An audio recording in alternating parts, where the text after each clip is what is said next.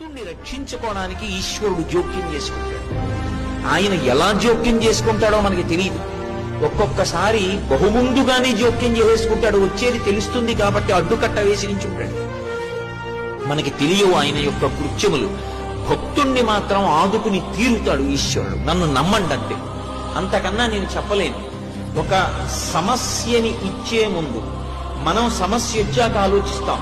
భగవంతుణ్ణి నమ్ముకున్న వాడి గురించి పరమేశ్వరుడు సమస్య ఇవ్వడానికి ముందు వాడికి పరిష్కారం ఎలా చూపించాలని ఆలోచిస్తాడు. నన్ను నమ్ముకునున్నవాడు వాడు పాడైతే, అందుకే భాగవతంలో అష్టమ స్కందంలో అంటాడు, వాడు నా కొరకు రక్షింపవలయువాడు. వాడి కోసం వాడిని నేను రక్షించట్లేదు, నా కోసం రక్షిస్తున్నా. అటువంటి వాడు పాడైపోతే లోకంలో భగవంతుడున్నాడు అని ఎవడు నమ్ముతాడు? నమ్మడు. నేను ఉన్నాను అని నమ్మాలంటే నన్ను నమ్ముకున్నవాడు పాడవడానికి వీల్లేదు. వాడి కోసం రక్షించట్లేదు, నా కోసం